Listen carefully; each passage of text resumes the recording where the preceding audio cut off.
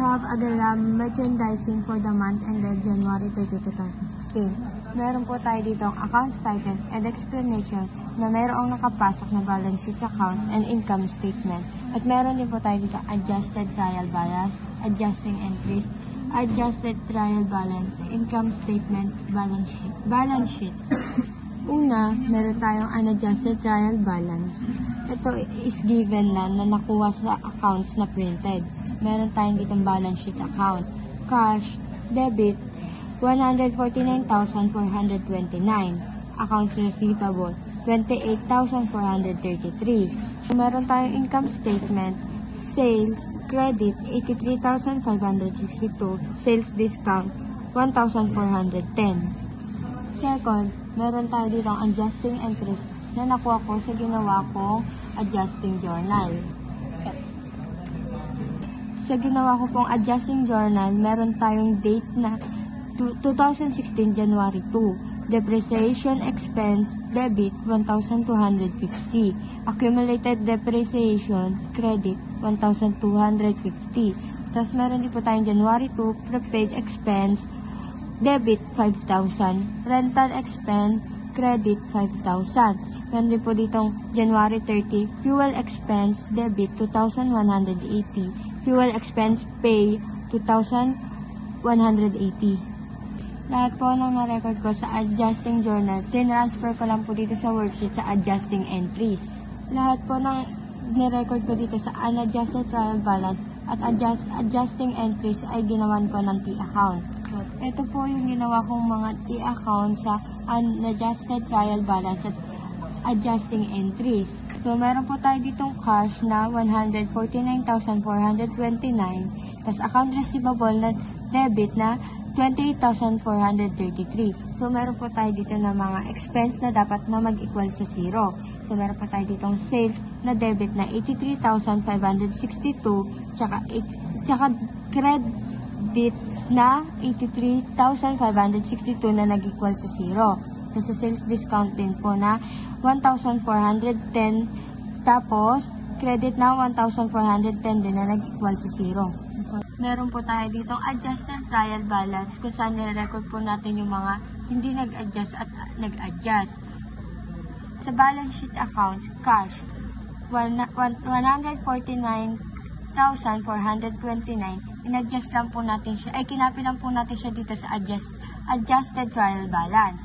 Tapos sa income statements naman, yung rental expense na debit na 10,000 at credit na 5,000. Pinag-minus lang po natin sila at saka kinapi ko dito. So, meron po tayo dito income statement. Nire-record lang po natin yung mga account na sa income statement dito. So, meron po tayo dito sa balance sheet accounts, merchandising inventory na nire-record din po dito dahil part pa rin po nito ng income statement. So, last po, meron po tayo ditong balance sheet. Nire-record lang din po natin itong balance sheet accounts. Dito po sa adjusted trial balance, adjusting entries, adjusted trial balance, income statement, balance sheet. Ito po yung mga total nila. Sa debit po, meron po tayo 823,312. Tapos sa credit po, 823,312. Nag-balance po sila. Sa debit naman po, meron po tayong 8,430. Tapos sa credit, meron din po tayong 8,430. Nag-balance din po sila. Sa adjusted trial balance naman po, sa debit po, meron tayong 826,742. Tsaka sa credit naman po, meron tayong 826,742. So, meron po tayo ditong income statement tsaka balance sheet. Dito po, hindi po sila nag-balance. Ito po yung total nila na 493,880. Sa credit naman po, meron tayong 530,822. Hindi po sila nag-balance. Kaya po kumuha tayo sa net income na 36,942. So, pinag-add po natin sila. Kaya naging equal sila. Dito naman po sa balance sheet, ang debit po natin is 771,562. Sa credit naman po, 734,620.